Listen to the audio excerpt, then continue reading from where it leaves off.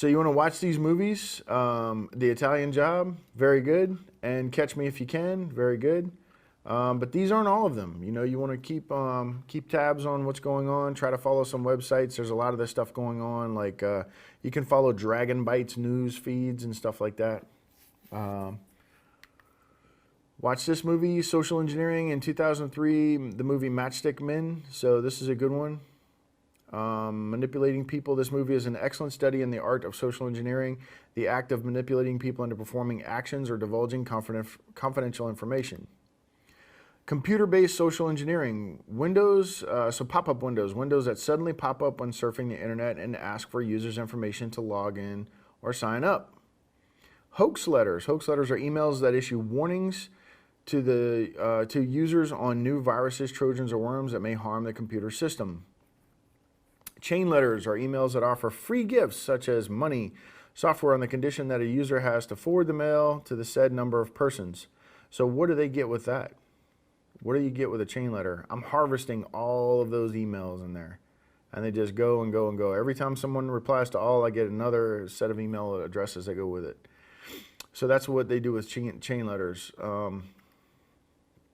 Instant chat messenger, gathering personal information by chatting with a selected online user to get information such as birth dates and maiden names.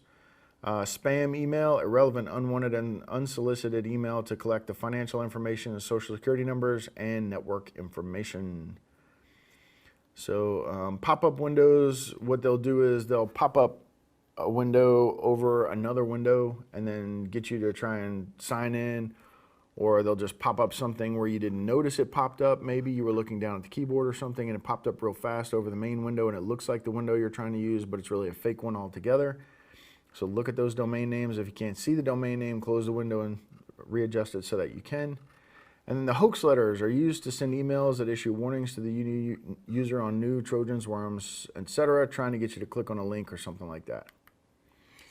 So an illegitimate email falsely claiming to be from a legitimate site that attempts to acquire the user's personal or account information. So this is phishing.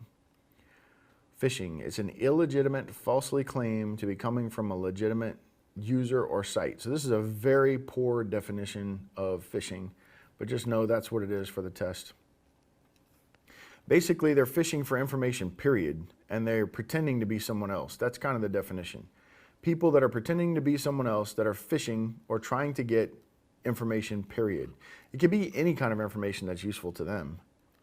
So phishing emails or pop-ups redirect user to fake web pages or mimicking trustworthy sites that ask them to submit their personal information. They'll also try to get you to install trojans and all kinds of stuff, right? To hijack your DNS, to basically do the same thing here. So spear phishing, what's the difference between phishing and spear phishing? Spear phishing is a direct, targeted phishing attack aimed at specific individuals within an organization.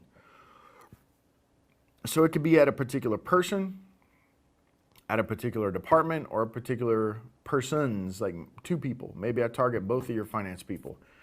In contrast to normal phishing attack where attackers send out hundreds of generic messages to random email addresses, attackers use spear phishing to send a message with specialized social engineering content directed at a person, a specific person or small group of people.